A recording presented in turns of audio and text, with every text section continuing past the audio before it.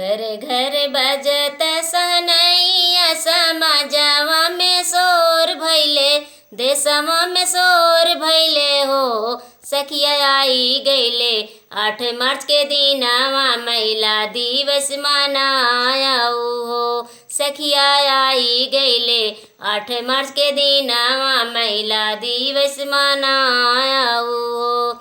चौका से निकरी के सखिया तू ग्राम प्रधान भैलू, पुलिस का पतान भैलू, पुलिस का पतान भैलू हो। सखिया नारी के होता अपमानवा पे तनिका विचार करा, तनिका सुधार करा हो। सखिया नारी पे बढ़त अपमानवा तो तनिका सुधार करा, तनिका विचार करा हो।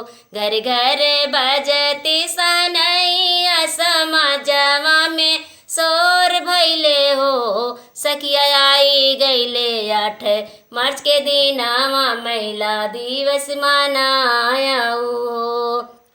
सुंदर सुखद जमाना आइल, तनिको ना डेरावल जाई, तनिको ना डेरावल जाई हो।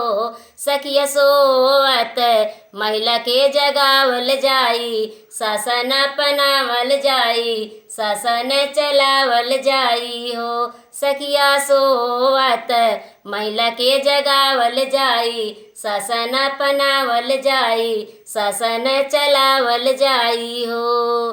घर घर बजती सनैया समाजवा में शोर भइले, देशवा में शोर भइले हो। सखिया आई गइले 8 मार्च के दिनवा महिला दिवस मनायाऊ हो।